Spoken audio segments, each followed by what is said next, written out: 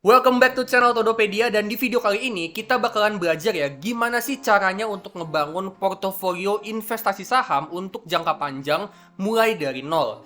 Jadi di video kali ini gue bakalan bagi ini ya gimana sih frameworknya untuk ngebangun portofolio saham dari bener-bener nol ya, dari bener-bener kita mulai ya sampai kita bisa dapat profit konsisten dari investasi saham kita dalam jangka panjang.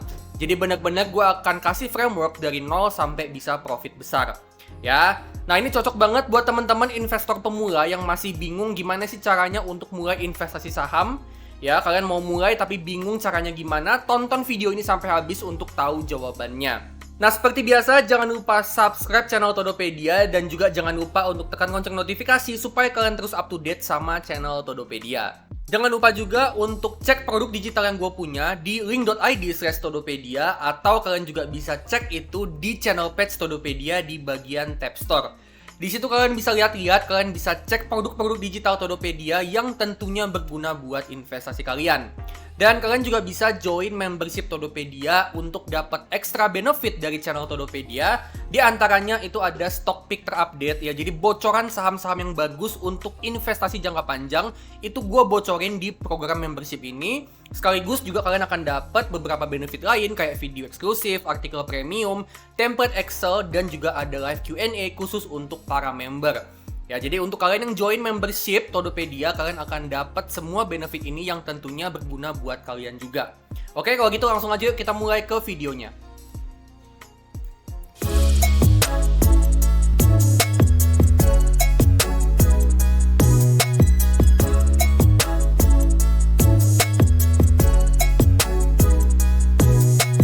Oke, jadi kita bakalan mulai ya untuk belajar gimana caranya ngebangun portofolio investasi saham untuk investasi jangka panjang mulai dari nol. Nah, ini cocok banget buat teman-teman yang pemula, investor pemula yang mungkin masih bingung nih ya mau mulai dari mana, mau ngebangun portofolio itu isinya saham-saham apa aja. Ya, video ini bisa jadi starting point buat kalian. Jadi outputnya dari video ini adalah kalian udah bisa untuk nyusun portofolio kalian sendiri. Gitu ya. Nah, untuk cara ngebangun portofolionya ini, gue akan coba bagi berdasarkan timelinenya ya. Nah, kita langsung aja mulai teman-teman ya. Gue akan mulai dari timeline di tahun yang pertama.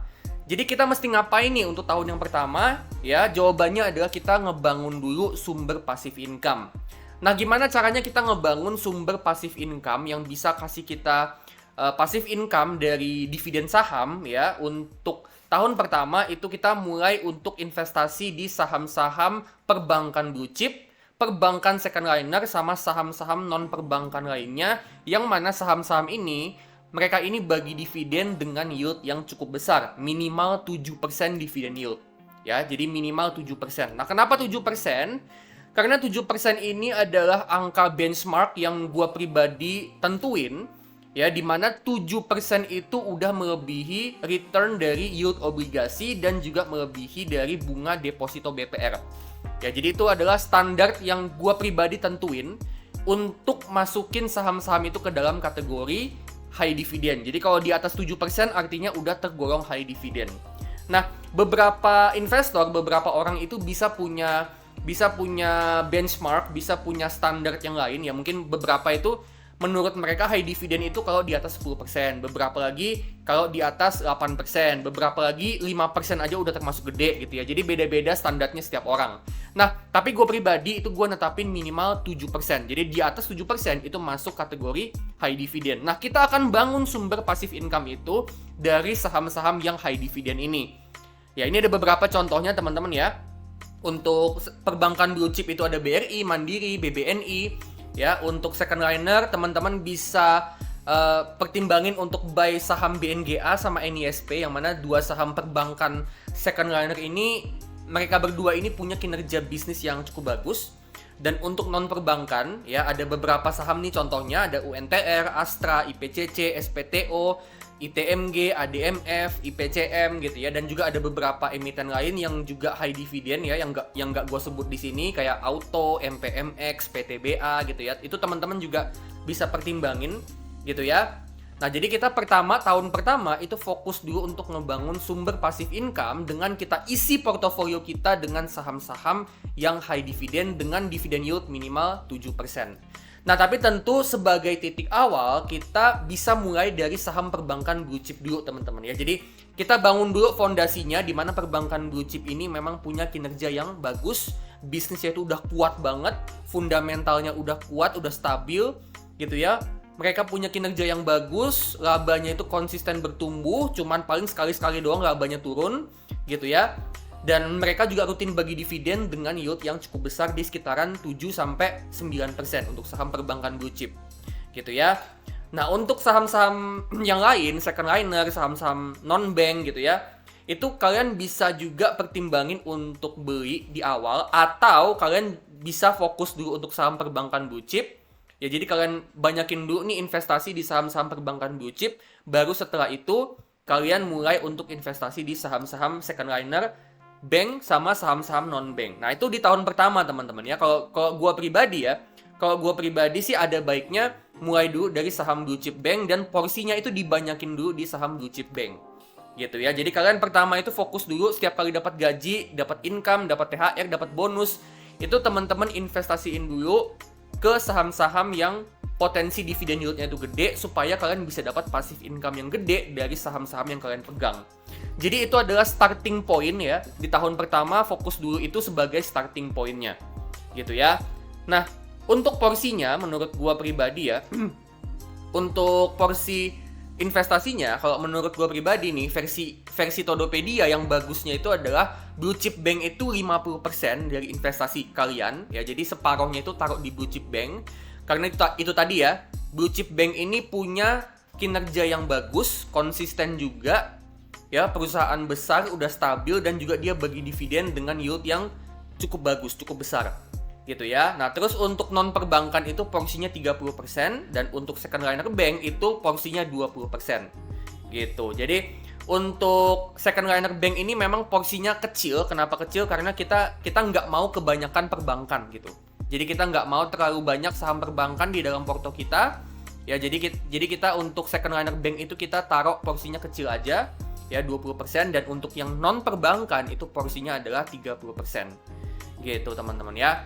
Jadi di tahun pertama bangun dulu sumber passive income di mana itu benefitnya cukup banyak, teman-teman ya, di mana kalian itu ya bisa dapat profit ketika saham itu lagi turun, teman-teman. Benefit dari passive income itu adalah kalian tetap bisa profit ya, kalian tetap bisa dapat keuntungan ketika saham itu lagi turun, dan kalian bisa dapat keuntungan itu ya tanpa harus jual sahamnya gitu ya. Jadi kalian nggak perlu ngapa-ngapain nih untuk dapat passive income dari dividen gitu, teman-teman. Jadi kita coba memperbesar dulu ya passive income, yang mana passive income itu ya tentunya tanpa kita ngapa-ngapain gitu ya. Kita mungkin pekerja kantoran yang juga di kantor itu sibuk dan nggak punya waktu untuk mantengin market ya, kita tetap bisa dapat profit dari passive income dari dividen saham.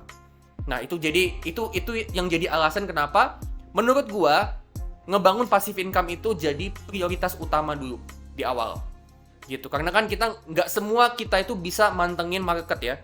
Kita bisa aja di kantor itu ya mungkin kerjanya sampai lembur, bahkan di weekend pun mesti kerja gitu ya. Atau mungkin teman-teman juga yang sudah ada keluarga ya, mungkin di Senin sampai Jumat kalian kerja 9 to 5, terus malamnya harus ngurusin keluarga, weekend juga mungkin jalan sama keluarga, jadi nggak gitu punya banyak waktu gitu ya untuk mantengin market. Jadi ya solusinya adalah kita perbanyak untuk bangun passive income dari dividen ya. Jadi portofolio kita itu bisa ngasilin passive income ya, setiap tahun itu dapat dividen terus gitu ya, dan dari situ kita bisa dapat income tambahan tanpa harus ngapa-ngapain.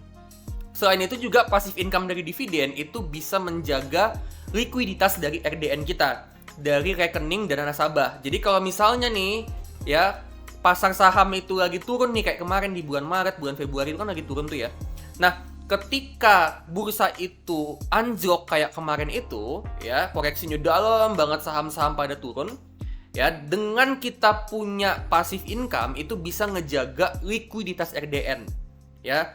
Jadinya apa? Jadinya adalah di RDN itu kita selalu siap dana.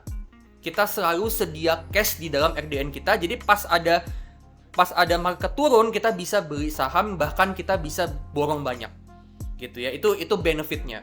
Dan juga ketika kita dapat passive income dari dividen, itu juga sebenarnya kita ngejaga psikologis kita. Ya dong, kalau misalnya saham turun kan kita kadang-kadang takut juga ya. Ini turunnya berapa persen gitu. Tapi dengan kita bisa dapat dividen, ya itu bisa ngejaga psikologis kita, dan itu ngebuat kita lebih tenang. Ya, itu ngebuat kita lebih tenang dan lebih yakin bahwa tetap kok gue bisa dapat keuntungan dari dividen. Jadi itu juga ngebantu psikologis kita. Karena yang biasanya jadi problem di pasar saham itu bukan karena kita jago analisa, bukan karena kita jago untuk nentuin harga beli, harga jual, ya, tapi biasanya yang jadi problem di pasar saham, kenapa kita banyak loss-nya, kita sering cut loss, itu kebanyakan ya, itu bicara soal psikologis teman-teman. Kadang-kadang kita rakus, kadang-kadang kita terlalu panik, kadang-kadang kita ketakutan gitu ya. Nah, dengan kita bisa dapat passive income rutin dari dividen, dapat cash flow nih dari dividen setiap tahun atau bahkan setiap beberapa bulan, ya, itu bisa ngejaga psikologis kita, kondisi hati kita ketika investasi, jadinya kita lebih tenang dan bisa ngebuat keputusan itu dengan kondisi mental sama hati yang lebih tenang. Jadinya mau mikir kayak gimana ke depannya itu lebih enak gitu ya. Jadi itu benefitnya dapat passive income dari dividen. Jadi buat teman-teman nih yang baru mau mulai, ya sebagai starting point menurut gua ngebangun passive income dari dividen itu menurut gua pribadi adalah satu keharusan. Supaya kalian punya fondasi investasi yang kuat. Ya, jadi kalau kedepannya kalian misalnya nih selain investasi kalian mau ngerjain yang lain, misalnya mau fokus di kerjaan, kalian atau mungkin kalian punya usaha lain gitu ya. Ya tetap aja dengan kayak gitu kalian tetap bisa dapat profit dari saham meskipun kalian nggak punya banyak waktu untuk ngelola portofolio kalian. Nah, itu tahun pertama teman-teman. Sekarang kita akan masuk ke tahun yang kedua. Ya, jadi tahun yang pertama kita belajar untuk ngebangun portofolio dulu ya, kita ngebangun fondasinya. Tahun yang kedua kita belajar untuk tentuin nih berapa sih target passive income dari dividen dan kita fokus untuk achieve. Gitu ya. Teman-teman tentuin dulu nih. Ya, tahun kedua itu kita udah mulai bikin planning untuk kedepannya. Gitu ya. Kita mulai bikin planning, perencanaan buat kedepannya. Kita mau punya passive income itu dari dividen itu mau berapa. Gitu. Nah, ini bisa ya terserah teman-teman. Gitu ya, terserah kalian. Kalian kebutuhannya berapa, kalian maunya berapa gitu ya. Nah, contoh nih misalnya teman-teman mau passive income itu 500.000 per bulan gitu ya. Lumayan buat jajan-jajan. Atau misalnya kalian mau 500.000 per bulan, mungkin kalian bisa jadi uang tambahan untuk mungkin investasi lagi di saham atau mungkin buat keperluan lain, terserah kalian lah gitu ya. Nah, kalau misalnya kita mau segitu, berarti ya target dividen yang mesti kita achieve itu adalah sebesar 6 juta per tahun gitu ya, 6 juta per tahun. Nah, untuk lebih detail gimana caranya achieve passive income ya sekian ratus ribu per bulan atau sekian juta per bulan, teman-teman bisa nonton video yang ini nih. Ya, di sini gue bahas breakdown-nya gimana cara untuk bisa dapat passive income sekian rupiah per bulan. Gitu ya. Nah, ketika teman-teman udah mencapai itu gitu ya. Ketika teman-teman udah mencapai itu tuh tentunya akan lebih enak lagi karena secara psikologis kalian udah lebih tenang gitu ya. Tadi di tahun pertama kita bicara soal ngebangun portofolio yang bisa ngejaga psikologis kita. Nah, kalau itu udah achieve ya teman-teman tentunya bisa lebih tenang dan dengan kayak gitu ya investasi kalian bisa lebih enak. Mungkin profitnya nggak gitu gede-gede banget, mungkin nggak beggar-beggar gitu ya. Nah, tapi ketika kita bisa dapat passive income sekian ratus ribu per bulan atau sekian juta per bulan, itu sebenarnya bisa ngebuat kondisi mental kita tuh jadi lebih tenang, lebih kalem. Jadi kita buat keputusan pun jadinya lebih enak. Nah, ketika kita terima dividen ya, kalau misalnya nih teman-teman belum mencapai, ketika terima dividen pastiin kalian reinvestasi dividennya ke saham-saham high dividen lainnya supaya dividennya itu compounding. Gitu ya. Jadi kita ngegulung terus di dividen yang kita terima. Gitu. Dan bisa aja di tahun kedua ini ya bicara soal invest di saham kan keuntungannya nggak cuma dividen doang, ada capital gain. Nah, bisa aja di tahun kedua ini teman-teman itu udah ada capital gain-nya gitu ya. Porto kalian mungkin udah ijo-ijo, udah dapat sekian persen untuk keuntungan dari kenaikan harga saham. Nah, itu juga teman-teman bisa pertimbangin nih kalau misalnya keuntungannya udah terlalu tinggi. Ya, keuntungannya misalnya dalam setahun udah lebih dari 50%. Nah, itu teman-teman bisa pertimbangin juga untuk mungkin dibuang sebagian atau di take profit gitu ya. Jadi yang namanya investasi jangka panjang itu nggak selamanya harus hold saham itu sampai berpuluh-puluh tahun. Tapi kalau misalnya dalam setahun aja returnnya udah cukup besar, ya teman-teman bisa pertimbangin untuk take profit sahamnya. Ya, keuntungan yang besar itu contohnya berapa? Contohnya 50% ke atas gitu ya. Kalau misalnya udah sampai segitu, teman-teman bisa pertimbangin untuk jual sebagian atau semua sahamnya dan kalian reinvestasi lagi ke saham lain yang high dividend sampai teman-teman mencapai target passive income kalian. Gitu ya. Jadi kita juga perhatiin juga capital gain-nya, teman-teman.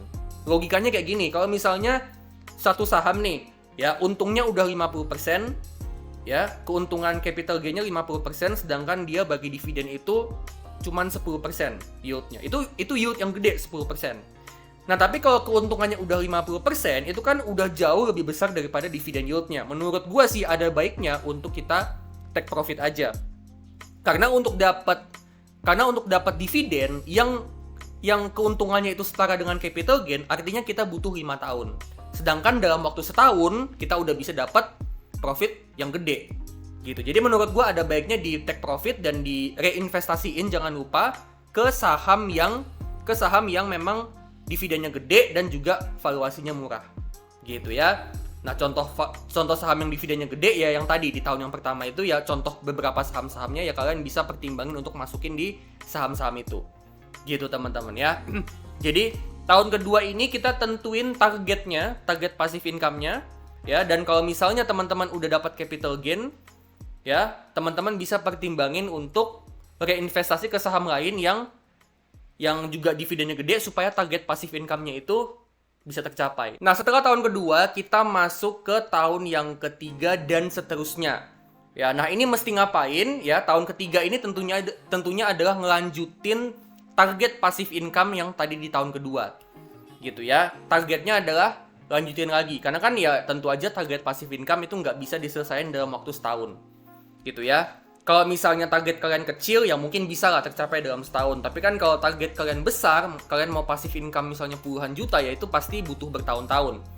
Nah, di tahun ketiga dan seterusnya itu teman-teman fokus untuk mencapai target passive income kalian gitu ya.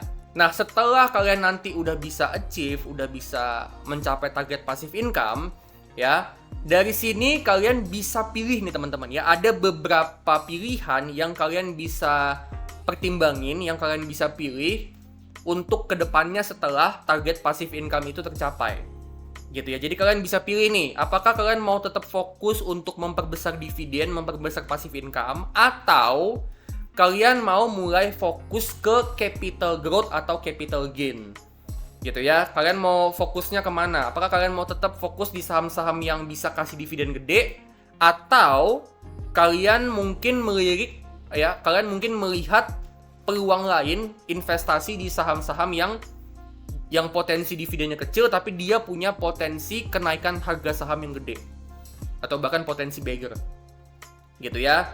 Nah, itu kalian coba pertimbangin lagi ya, pilihan di tangan kalian pertimbangin sendiri ya. Nah, untuk pilihan untuk saham-saham yang capital gain-nya gede gitu ya, potensi kenaikan harga sahamnya gede, itu kalian bisa pertimbangin beberapa opsi. Ada saham Amerika ya, saham Amerika itu rata-rata memang saham-sahamnya itu dividennya kecil tapi mereka punya potensi capital gain yang gede. Nah, selain saham Amerika, kalian juga bisa pertimbangin untuk kripto. Mungkin kalian punya ilmu di kripto, kalian mungkin belajar kripto gitu ya. Nah, itu kalian juga bisa pertimbangin karena kripto kan udah pasti keuntungannya dari kenaikan harga gitu ya. Terus juga teman-teman mungkin ya, sembari kalian investasi nih, kan ini kan tahun ketiga, artinya kan bukan berarti kalian nggak belajar ya kan. Nah, mungkin aja dalam kurun waktu 3 tahun, 2 atau 3 tahun itu kalian mungkin belajar. Ya, teman-teman bisa mulai juga untuk trading. Ya, mungkin kalian belajar analisa teknikal, analisa bandarmologi, foreign flow gitu ya. Nah, itu teman-teman juga bisa pertimbangin. Jadi, dividen yang kalian terima itu kalian bisa pertimbangin untuk reinvestasi ke instrumen investasi yang lebih condongnya itu ke capital growth atau capital gain gitu ya. Ya contohnya ya kayak tadi ya, terima dividen terus kalian bisa pertimbangin untuk masuk ke saham Amerika atau kripto gitu ya, atau mungkin dividennya mau kalian pakai untuk trading gitu ya. Itu silakan aja gitu. Nah, kenapa gue bisa bilang kayak gitu? Karena kita udah ngebangun dulu nih fondasinya dengan cara kita ngebangun saham-saham yang punya potensi passive income yang gede dari dividen. Jadi fondasinya udah kebangun, ya dasarnya itu udah kebangun. Jadi ketika itu udah jadi, udah kebangun, ya selanjutnya itu kita bisa lebih bebas untuk milih instrumen investasi yang mungkin lebih resikonya itu lebih tinggi. Gitu, kayak saham Amerika itu kan fluktuasinya lebih kencang. Kripto apalagi, trading juga kan mesti nentuin kapan cut loss, kapan TP gitu kan. Kalian mesti mulai untuk cek terus harga sahamnya setiap jam, setiap menit gitu ya. Ya mungkin juga kalian mau buka bisnis gitu kan, kalian mau punya usaha apa, kalian passion di mana ya. Buat jadi modal kalian buka bisnis, ya kalian bisa pakai dividen yang kalian terima. Gitu. Jadi dengan kita udah ngebangun nih fondasinya, kita bisa lebih leluasa untuk ekspansiin investasi kita ke instrumen lain yang mungkin potensi profitnya itu lebih besar, potensi pertumbuhannya lebih besar, ya, tapi instrumen itu punya resiko yang lebih besar. Gitu ya. Jadi kita bisa ngambil resiko yang lebih besar karena memang fondasinya udah kuat. Gitu, teman-teman. Jadi kayak gitu kurang lebih ya frameworknya ya untuk 3 tahun pertama teman-teman investasi mulai dari nol ya. Di tahun pertama tadi kalian ngebangun passive income, tahun kedua kalian ngebangun target passive income-nya, jadi kalian buat perencanaannya gitu ya. Terus tahun ketiga dan seterusnya teman-teman bisa ekspansi, kalian bisa explore ke lebih banyak investasi, kalian bisa ambil instrumen yang lebih high risk high return karena fondasinya udah kuat gitu ya. Dan dari situ harapannya teman-teman bisa ngebangun aset jangka panjang kalian yang bisa ngebuat kalian itu keluar dari kerjaan kantoran buat kalian yang mau gitu ya. Harapannya ya buat teman-teman yang pengen financial freedom, pengen bisa nggak usah kerja kantor lagi deh, harapannya framework ini bisa ngebantuin kalian untuk mencapai itu. Nah, setelah kita udah ngebahas ya gimana sih framework untuk bangun portofolio investasi jangka panjang kita dari tahun pertama, kedua, ketiga, dan seterusnya. Nah, sekarang gue akan kasih beberapa tips untuk ngebangun portofolio investasi kita. Yang pertama itu pastiin selalu sedia cash untuk bisa beli saham gitu ya. Karena kita nggak pernah tahu kondisi market itu akan seperti apa. Ya, yang tadi udah kita bahas itu adalah kondisi yang baik-baiknya doang. Kita dapat dividen, dapat capital gain gitu ya. Nah, tapi pertanyaannya adalah gimana kalau market itu koreksi, saham-saham yang kita pegang itu malah turun. Nah, ketika market koreksi, saham-saham yang kita pegang itu turun, nah disitulah penting banget untuk selalu sedia cash untuk kita bisa beli sahamnya ketika sahamnya jatuh. Gitu ya, jadi kita bisa average down teman-teman. Ya, jadi kalau misalnya teman-teman nih, ya, misalnya kalian setiap bulan itu kalian ngebudgeting nih, ya, budget kalian investasi setiap bulan misalnya 1 juta. Nah, dari 1 juta itu jangan semuanya dibeliin saham, gitu ya. Jadi pastiin dari 1 juta itu kalian tetap sisihin untuk kalian simpen sebagai uang cash yang ada di RDN kalian, di buying power kalian. Gitu ya, supaya kalau misalnya sewaktu-waktu nih sahamnya turun, kalian bisa beli, kalian bisa average down gitu ya. Jadi mungkin kalau dari 1 juta ya mungkin teman-teman bisa pertimbangin ya maksimal banget 900.000 lah untuk beli saham ya. Nah, bagusnya kalau menurut gue sebenarnya di sekitaran 70-80% itu maksimalnya. Jadi kalau misalnya budgetnya 1 juta, berarti yang dipakai untuk investasi saham itu maksimal sekitaran 700.000 sampai 800.000 tiap bulannya. Sisanya ditaruh di dalam cash gitu ya, stay cash untuk kita bisa beli saham ketika sewaktu-waktu sahamnya turun atau marketnya koreksi dalam kayak kemarin tuh di bulan Februari Maret itu kan turun ya, koreksi dalam tuh, ya kan? Nah, dengan kondisinya kayak gitu kayak kemarin itu Februari Maret itu teman-teman dengan selalu sedia cash kalian bisa tetap beli saham dan bahkan kalian bisa belanja banyak saham-saham di harga murah. Dan itu tentu penting banget, itu bisa ngebuat profit kalian itu makin gede. Gitu ya. Nah, selain dari selalu sedia cash ya, sambil kalian investasi ya, pastiin kalian itu juga banyak belajar tentang saham. Nah, tadi gue kasih frameworknya ya untuk tahun pertama, kedua, ketiga, gue kasih contoh sahamnya. Tapi bukan berarti kalian bergantung sama influencer, sama konten kreator, atau bahkan sama Todopedia untuk selalu dicekokin sama saham bagus gitu ya. Jadi gue encourage kalian untuk juga bisa belajar gimana caranya milih saham sendiri gitu ya. Jadi sambil investasi, memang frameworknya udah gue kasih, contoh saham-sahamnya udah gue kasih, tapi bukan berarti kalian nggak belajar gitu ya. Tetap penting untuk belajar gimana caranya milih saham, gimana caranya baca laporan keuangan, gimana caranya belajar analisa model bisnis. Karena itu juga perlu tahu nih, kalau misalnya kita beli saham, penting banget untuk kita pelajari perusahaannya itu ngapain aja, model bisnis yang ngapain, ya, gimana cara dia dapat duit, dan duitnya itu berapa. Itu penting, makanya perlu kita belajar laporan keuangan, perlu kita belajar analisa model bisnis, kita juga perlu ngitung harga wajar supaya kita bisa beli sahamnya di bawah harga wajarnya gitu ya. Dan juga kita bisa juga nih belajar untuk pakai AI, di mana AI itu sekarang udah bisa untuk analisa saham gitu ya. Nah, untuk belajar ini sebenarnya gue juga kasih fasilitas buat kalian ya, yaitu dengan adanya ebook ini. Nah, ebook ini kalian bisa dapat berbagai macam prompt AI untuk kalian bisa analisa saham. Jadi ebook ini akan ada prompt AI yang benar-benar kalian tinggal copy paste doang ke dalam AI untuk kalian bisa belajar gimana caranya analisa saham. Ya, jadi di sini gue udah kasih promptnya, kalian tinggal copy paste gitu ya. Jadi ebook ini berguna banget buat kalian ya.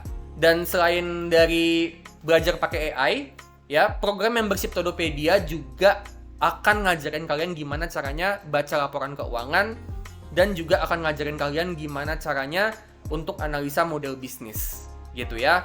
Nah, jadi gue kasih fasilitasnya untuk kalian bisa belajar ya. Kalau misalnya kalian pengen belajar lebih dalam, bisa beli ebook untuk prompt AI atau bisa join membership Todopedia gitu ya. Nah, selain tadi belajar laporan keuangan, analisa model bisnis, hitung harga wajar, belajar pakai AI, ya kalian juga bisa untuk belajar analisa teknikal dan juga bandarmologi untuk nambah ilmu kalian. Dan yang gak kalah penting adalah belajar makroekonomi, teman-teman ya, supaya kalian juga bisa nebak kondisi pasar itu ke depannya akan seperti apa, dan itu juga bisa ngebantu decision making kalian untuk investasi saham gitu ya. Jadi ini tips dari gua ya. Jadi dari yang tadi tuh, dari awal tahun pertama, kedua, ketiga gitu ya, sembari kalian nyusun portofolio, sembari kalian mencapai target passive income ya, pastiin kalian juga ngelakuin ini semua gitu ya. Ada baiknya kalian ngelakuin ini semua supaya investasi kalian itu bukan cuman sekedar cuan, tapi kalian juga bisa bertahan dalam jangka panjang. Dan kalian juga bisa menyikapi kondisi pasar yang nggak selalu ideal. Bahkan bisa dibilang kondisi pasar itu lebih seringnya nggak ideal sebenarnya. Kondisi idealnya itu lebih jarang sebenarnya kalau menurut gua. Lebih sering itu kondisinya nggak ideal. Harganya turun, ada gejolak di ekonomi, gitu ya. Suku bunga naik atau turun. Ya, kadang-kadang juga mungkin ada kondisi-kondisi makroekonomi yang menghambat pertumbuhan gitu. Jadi sebenarnya malah justru ya, menurut gua itu lebih sering nggak ideal daripada ideal. Jadi untuk bisa antisipasi, ya, tips dari gua adalah kalian lakuin ini ya, pastiin selalu sedia cash, dan juga pastiin kalian belajar tentang investasi saham. Oke, jadi kayak gitu teman-teman ya, gimana caranya nyusun portofolio untuk jangka panjang. Ya, ini cocok buat teman-teman yang masih pemula, yang mau belajar saham, ini bisa kalian praktekin gitu ya. Dan untuk saham-saham yang tadi gue sebut ya, disclaimer teman-teman, ini bukan rekomendasi, ini bukan ajakan jual beli, ini cuman opini dan analisa gue aja. Gue ngebantuin kalian untuk milihin saham, tapi keputusan untuk milih saham yang mana, beli saham yang mana, itu sepenuhnya 100% di tangan kalian masing-masing. Oke, jadi itu dia ya, gimana caranya ngebangun portofolio saham untuk investasi jangka panjang mulai dari nol.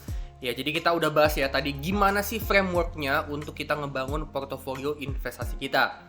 Nah, kalau misalnya kalian suka sama video ini, jangan lupa klik like, bagiin video ini ke teman-teman kalian, dan jangan lupa untuk kasih super thanks kalau misalnya kalian merasa bahwa video ini bermanfaat buat kalian. Ya, jangan lupa kasih super thanks supaya gue makin semangat untuk bikin konten yang terbaik buat kalian. Gitu ya. Nah, disclaimer ya teman-teman ya, ini bukan ajakan untuk jual beli ya. Tadi saham-saham yang udah gue sebut di frameworknya, ya, saham-saham yang udah gue sebut yang bagus untuk dividend investing, dapat passive income, ya itu memang gue sebut beberapa saham, tapi disclaimer itu bukan ajakan untuk jual ataupun beli saham itu. Ya, jadi keputusan itu 100% ada di tangan kalian masing-masing dan tetap do your own research. Oke teman-teman, kalau gitu sampai ketemu di video selanjutnya.